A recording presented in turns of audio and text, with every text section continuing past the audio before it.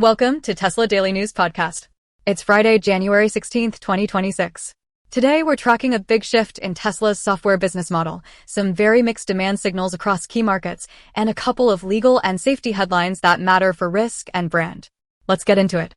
Story 1. Tesla is ending the one-time purchase of full self-driving and going subscription only. The hook. Tesla is turning FSD from a big upfront option into a recurring revenue product, and that changes how investors should think about the software line. Context. For years, Tesla sold full self-driving as an expensive add-on you could buy outright. That creates lumpy revenue and also leaves Tesla exposed when used car buyers get the benefit of software the original buyer paid for. A subscription model is classic software as a service, steadier, more predictable revenue, and a clearer path to higher lifetime value per vehicle. Details. Multiple reports say the change starts February 14th. After that date, Tesla will no longer offer the buyout option in the US. The articles cite a prior one-time price of about $8,000 and a monthly subscription price around $99. Some coverage also notes pricing history where the monthly subscription previously ran higher in some periods, but the headline for investors is simple: Tesla is standardizing around recurring payments. Impact.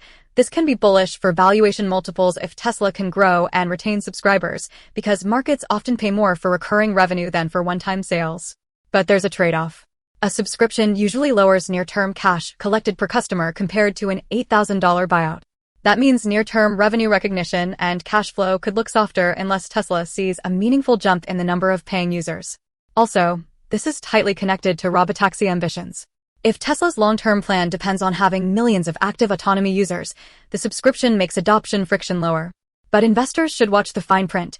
FSD is still described in some articles as a supervised driver assistance system and not full autonomy. That gap between marketing, capability level, and regulatory acceptance continues to be a key risk.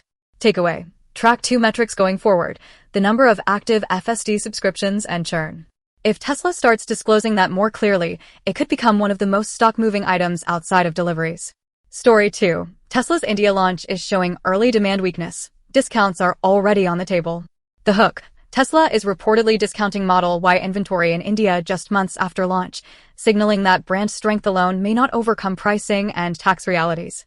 Context. India is a huge long-term opportunity as the world's third-largest passenger vehicle market.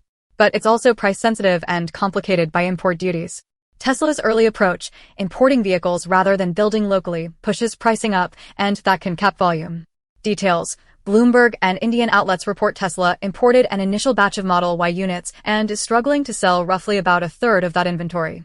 One local report says the company brought about 300 units and sold around 200, prompting discounting efforts. The coverage ties the weak demand to high pricing driven by import duties. Impact. In the near term, India is not moving Tesla's global numbers the way China, the US, and Europe do, but it can affect sentiment because it speaks to the bigger question: is Tesla demand elastic enough to support growth without heavy incentives? Discounts also raise a margin flag.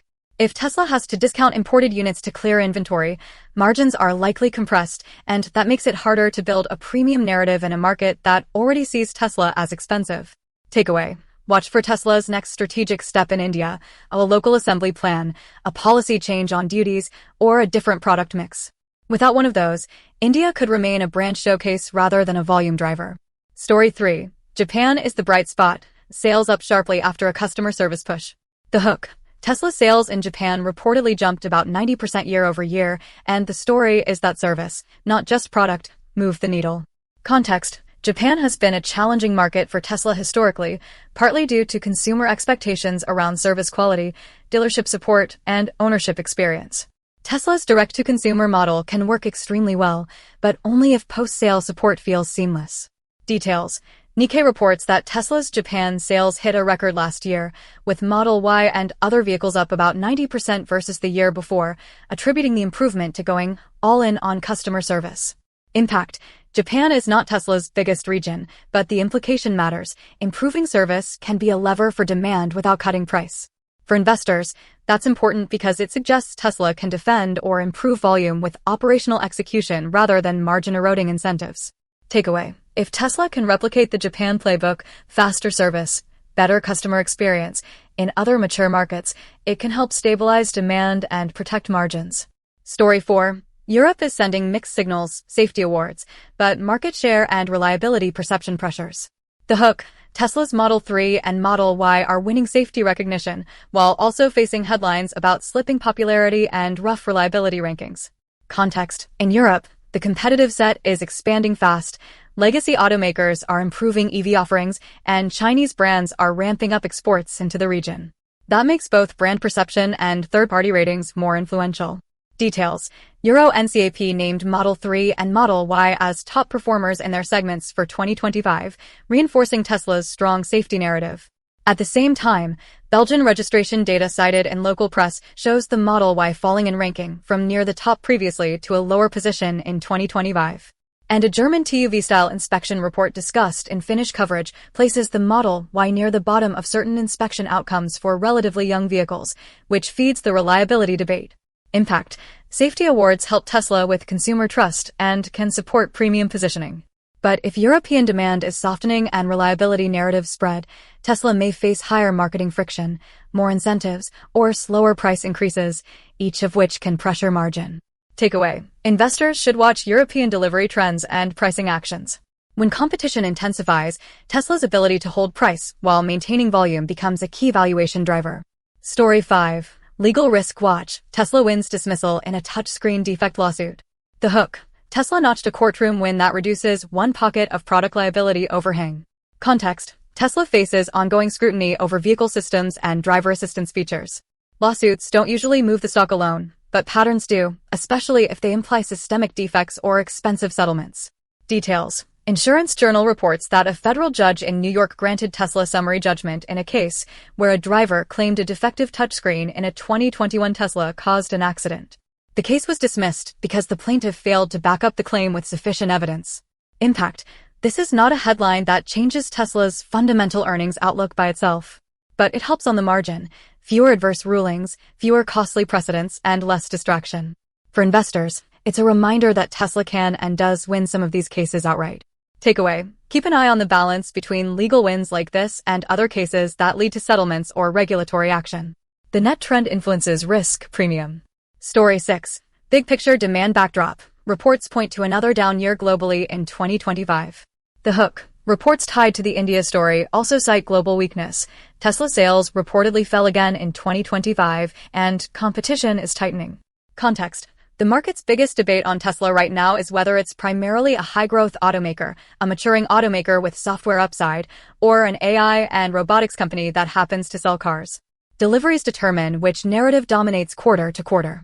Details: Bloomberg's coverage states Tesla's worldwide sales fell in 2025 for a second consecutive year, and that BYD surpassed Tesla in overall EV sales. Other investor-focused commentary cites 2025 deliveries around 1.6 million vehicles with a year-over-year decline. Impact: if deliveries are down, Tesla's auto gross margin becomes more sensitive to pricing, incentives, and factory utilization.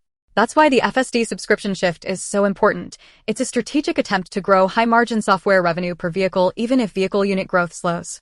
Takeaway: the key question for Tesla valuation is whether software and services growth can offset slower auto volume growth and whether Tesla can do it without sacrificing too much near-term profitability. Before we close, here's the quick investor recap. Today's themes were: Number 1, Tesla is re-engineering autonomy monetization with a $99 monthly FSD subscription starting February 14th. Number 2, demand is uneven. India looks soft with discounts. Japan looks strong with a big year-over-year jump tied to service improvements.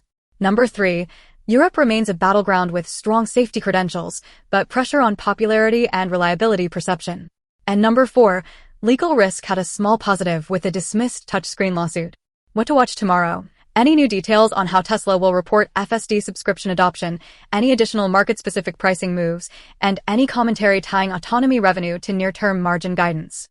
If you enjoyed this episode of Tesla Daily News Podcast, subscribe so you don't miss tomorrow's roundup.